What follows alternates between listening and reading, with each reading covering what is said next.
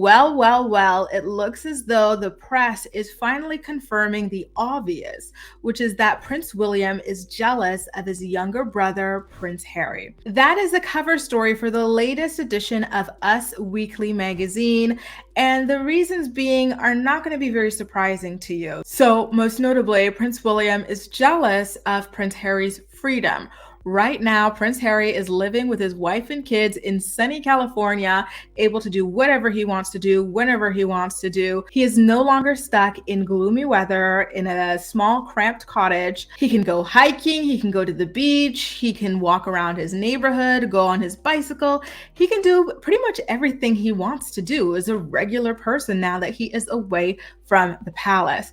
Meanwhile, Prince William's life is a lot more constricted because he is the heir to the throne. He is stuck in his castle. He is stuck in the gloomy weather. No offense, London. And don't think that is hating because I'm in Paris, so it's not that much different than you guys. And he's just got so many constrictions on his life in comparison to his brother Harry. And when it comes to the success that Prince Harry has had, let's talk about the massive success that was his autobiography, Spare. That was the best-selling book of all of 2023. It was massive. The book, the audiobook, it was everywhere and it sold like hotcakes. And then outside of that, he's also got the Invictus Games that he founded in order to help veterans have a sense of purpose around the world. Like, that is a major sporting event that succeeds year in and year out. Royals, dignitaries, politicians around the world have rallied around to support the Invictus Games, and governments have also provided support and funding to the games as well. It's a really, really huge thing in comparison to initiatives that Prince William has launched, like his Earthshot Prize or whatever that is, that we still don't really understand what it is. What I understand of Earthshot is that they are trying to raise awareness of global warming by hosting this award show to provide funding or scholarship to winners. And in the spirit of global warming, winners or nominees are not able to travel to this award show. It's only Prince William on a red carpet with like locals or something like that.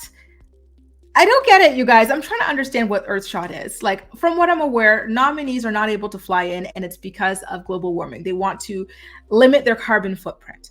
But Prince William and Kate Middleton, they're always traveling around for this award show, emitting their own carbon fuels, whatever you want to call. I don't get it. I'm sorry. I'm trying to understand. So anyway, that thing that he's got going on that most people don't really pay much attention to or really understand that much about, it pales in comparison to the success of the Invictus Games. And obviously, when you are the heir, you want to be the best at everything. You're supposed to be the best at everything. You're supposed to be the most charismatic. You're supposed to be the most hardworking. But unfortunately, the roles were reversed when it came to Prince William and Prince Harry. So let's get into the cover story from Us Weekly magazine, shall we? Ed Owens, who is a royal historian and an author of a book entitled After Elizabeth, Can the Monarchy Save Itself? He says that there is little doubt that Prince William feels, quote, envious of Harry's accomplishments, most notably the Invictus Games. That is what's really grinding his gears right now. He's quoted as saying, Harry has done remarkable things. His Invictus Games now has international presences, and I think that international stage is something both brothers are clearly vying for. That international limelight really sets Harry's work apart from other members of the royal family. So you know how, for example, it was quoted last year that Prince William wanted to become some sort of a global statesman. He wanted to bring peace to the Middle East, all sorts of things. But unfortunately, it doesn't seem as though he has managed to succeed at those plans just yet. Listen, this is just a just yet. He's still 42 years old, 41 years old. He's still got time to find something that works for him. You know what I think the difference is? The Invictus Games, I think it works for Harry because he is known as a veteran, right? He did 2 tours of Afghanistan. So we know that the army was something that he held very close to his chest. So it was like a natural thing that he would host an event to help veterans.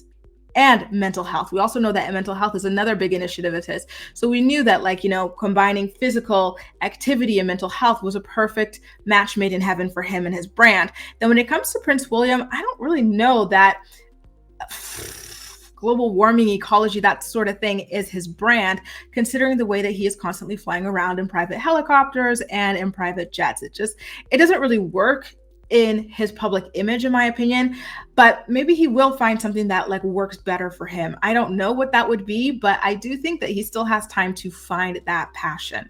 So let's continue on with the jealousy factor that they're talking about in this month's edition of Us Weekly magazine. British journalist Robert Johnson chimed in a little bit more about that rift between the brothers. He says, and I quote, "I think there was a degree of jealousy about how well it had gone," obviously in reference to the Invictus Games. "I do think that William was surprised how much this had been a success and how much money was being thrown into it and how many governments were getting involved." And that jealousy was definitely palpable because at last year's Invictus Games, which again was a major, major success, it got a lot of international coverage, international support. Pretty much all the royals from around the world and governments from around the world who were participating, except England, were involved in promoting it online and locally as well. And that was such a bad look for the country, right? Because at the end of the day, the Invictus Games is there to support veterans of the country in their physical health and in their mental health.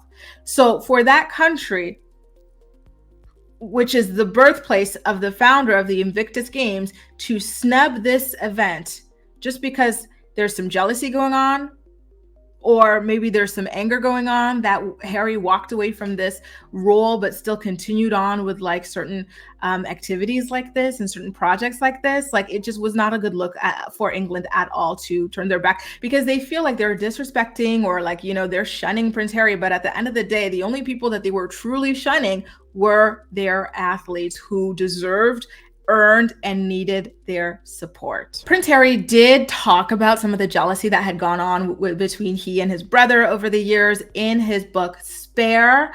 And the example that jumps out to me the most was the beard thing. So Prince William was forced to shave off his beard for his wedding. And then when it was Prince Harry's turn to get married, he was allowed to keep his beard. Queen Elizabeth told him, you know, you can go ahead and keep your beard, Harry boy, that's just fine. But William was upset because he had to shave off his own beard during his wedding. So he said to Harry, "I command you as the heir to shave your beard." And Harry said, "Nah, move out my way. I'm going to go marry my bride with my beard."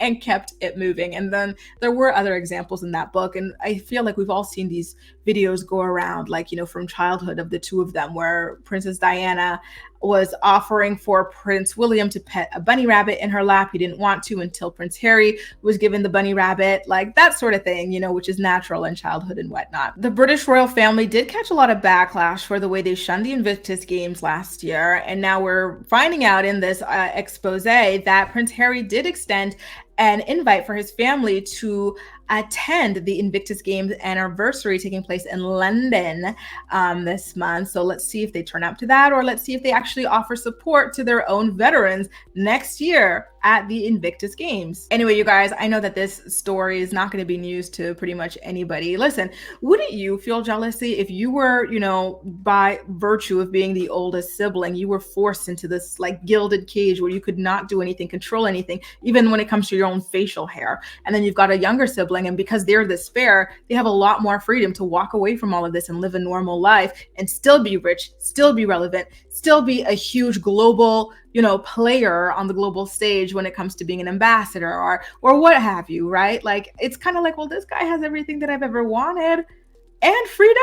Like, that's not fair. Meanwhile, I've got all this, you know, all these regulations on me. Like, yeah, of course there's jealousy. I feel like to deny that would be to be delusional, because I feel like it's just a natural thing. I don't think anyone really truly wants the confines of royal life like that. You know, I feel like being like, you know, a secondary or a third or whatever is better than being the actual king, the actual queen, and the actual heir. Like, it's all, you know, rather sad at the end of the day, but I digress.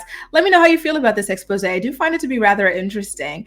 You know, as usual, I'm looking forward to chatting with you in the comments section. Take care, and I'll see you in my next video. Bye, guys.